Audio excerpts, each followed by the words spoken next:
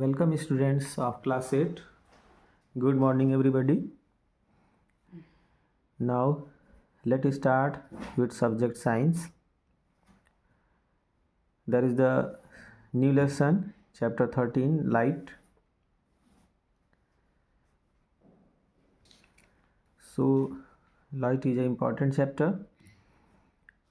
Now what we will see in this chapter, we study in this chapter, there is the topic propagation and reflection, real and virtual images, defects of vision, I vision जो होता है उसमें क्या defect, उस defect के name क्या हैं, then type of reflection, dispersion, visually impaired persons and human eye के बारे में पढ़ेंगे।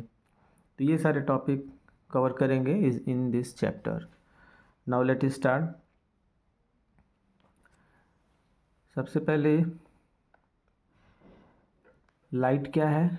Light is a form of energy. Light एक तरह से एनर्जी का फॉर्म है, जिसको हम बोलते हैं light is a form of energy and it always propagate in straight line. कोई भी लाइट है वो हमेशा स्ट्रेट लाइन में ही प्रोपोगेट करेगी, ठीक है ना। तो बोलते हैं always propagate in straight line. Now we know that the sun is the ultimate source of light. Sun क्या है?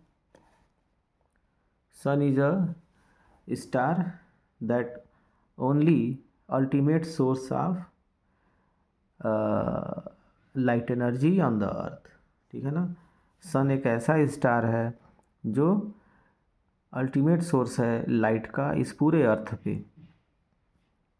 Objects from which we get light are own as source of light, मतलब कि जहाँ से, जिस ऑब्जेक्ट से light emerge होती है, निकलती है, उसको कहते हैं सोर्स ऑफ लाइट। जैसे कि कोई कैंडल है या टॉर्च है, तो उससे जो है लाइट इमर्ज होती है, निकलती है, तो हम कहेंगे candle is a source of light या torch is a source of light, ठीक है। The object which emit their own light are called luminous object. और जो ऑब्जेक्ट अपना खुद से लाइट इमर्ज करते हैं, जैसे कि कैंडल, टॉर्च, बल्ब, तो उनको कहेंगे luminous object. The natural object are living beings which emit their own light are called natural source of light. मतलब कि जो नेचुरली लाइट इमर्ज करते हैं तो उनको कहते हैं natural source of light, that is sun, stars, firefly, ठीक है ना। फायरफ्लाई को हिंदी में जुगनू बोलते हैं, जो कि आजकल अब बहुत कम दिखाई दे रहा है। हाँ, जैसे लग रहा है कि अब एक्सटिंक्ट हो रहे हैं सब। तो ये सब क्या है? नेचुरल सोर्स ऑफ लाइट है। The objects which are made by us, that is the man made और आर्टिफिशियल सोर्स ऑफ लाइट, उनको हम आर्टिफिशियल सोर्स, जैसे CFL है, बल्ब है, ट्यूब लाइट है, ठीक है। तो ये सभी आर्टिफिशियल सोर्स ऑफ लाइट हैं। चलिए नेक्स्ट टॉपिक देखते हैं फिर। अब है there is the important light propagation and reflection. Propagation and reflection मतलब लाइट कैसे प्रोपोगेट करता है, कैसे आगे बढ़ता है, और उसका रिफ्लेक्शन कैसे होता है, किस चीज़ से होता है, कहाँ पर होता है। Light always travels in straight line, अभी हमने बताया था। Light always travels in straight line in the same medium, right? The property of light traveling in a straight line is called rectilinear, ठीक है। rectilinear means होता है straight। तो rectilinear propagation of light, जो लाइट स्ट्रेट लाइन में travel कर रही है, हम बोलते हैं rectilinear propagation of light। when light falls on object it bounce back। क्यों? देखिए लाइट जो है किसी ऑब्जेक्ट पे, चाहे वो ऑब्जेक्ट कैसा भी हो, जब उस पर पड़ेगी लाइट तो फिर वो बाउंस बैक होगा, मतलब कि उस ऑब्जेक्ट से टकरा करके और दूसरी तरफ लाइट क्या होगी? डिस्पर्स हो जाएगी, ठीक है ना। जैसे कि ये कोई ऑब्जेक्ट है, कोई भी ऑब्जेक्ट ये रखा हुआ है, ठीक है। अब इस पर लाइट अगर पड़ रही है तो लाइट कुछ ना कुछ रिफ्लेक्ट होगा, ठीक ना। अब ये सरफेस पे डिपेंड करता है, ऑब्जेक्ट के सरफेस पे डिपेंड करता है कि कितना लाइट रिफ्लेक्ट करेगा, कितना लाइट डिस्पर्स करेगा, ठीक है। अगर ये रफ सरफेस है तो हल्का हल्का डिस्पर्सन हो जाएगा लाइट का। अगर एकदम शाइनी सरफेस है तो पूरी लाइट लगभग रिफ्लेक्ट होगी यहाँ से, मिरर रहेगा तो पूरा हो जाएगा रिफ्लेक्ट, ठीक है। अगर रफ सरफेस है तो हल्का फुल्का रिफ्लेक्ट होगा इधर उधर। तो इस तरह से वो सरफेस भी शाइनी हो जाता है, चमकने लगता है।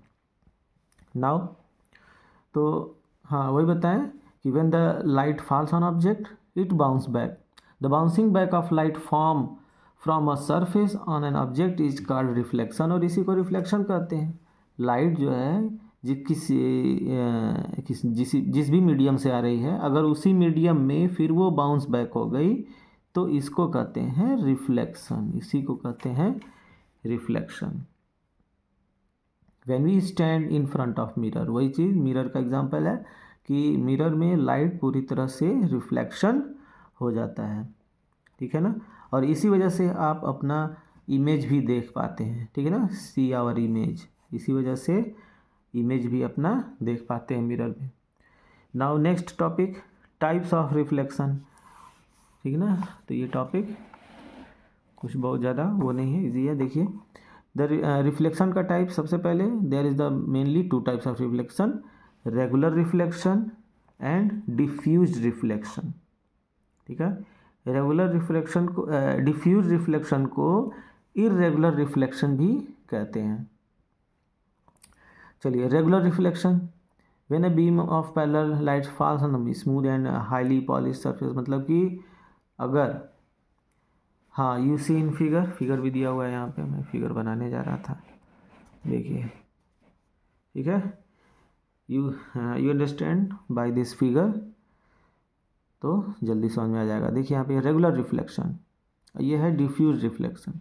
रेगुलर रिफ्लेक्शन में क्या होता है, ये जो सरफेस है प्लेन सरफेस होता है, ये एकदम से प्लेन सरफेस होता है, जैसे प्लेन मिरर हो गया, ठीक ना, स्मूथ सरफेस। तो इसमें जो लाइट जैसे भी आएगी तो उसी प्रॉपर मैनर में फिर ये रिफ्लेक्ट होके वापस चली जाती है लाइट, दिख रहा है ना, यहाँ लिखा है पैरेलल रेज ऑफ लाइट, और ये रिफ्लेक्ट होके फिर उसी मीडियम में चली गई, light rays reflected in one direction only. तो प्रॉपर मैनर में जब लाइट रिफ्लेक्ट होगा तो हम कहेंगे रेगुलर रिफ्लेक्शन, और वही डिफ्यूज रिफ्लेक्शन में प्रॉपर मैनर में रिफ्लेक्ट नहीं होता है। लाइट आ रही है, इंसिडेंट रे जो है, जो लाइट आ रही है वो तो मैनर में है अपने एकदम एक पैरेलल लाइन में, लेकिन reflection, after reflection all the light rays are diffused, सभी लाइट रेज क्या हो रही हैं, डिफ्यूज, इधर उधर भटक जा रही हैं।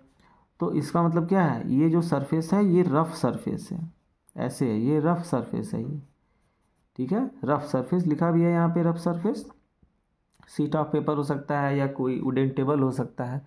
तो उस रफ सरफेस की वजह से ये पूरा लाइट डिफ्यूज्ड हो गया। तो ये हो गया आपका रेगुलर रिफ्लेक्शन और डिफ्यूज रिफ्लेक्शन, ठीक ना।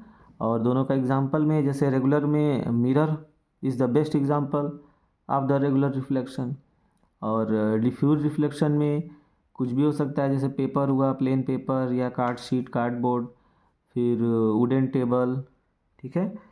तो इस तरह से स्टूडेंट्स आज के लिए इतना ही। Thanks for watch the video.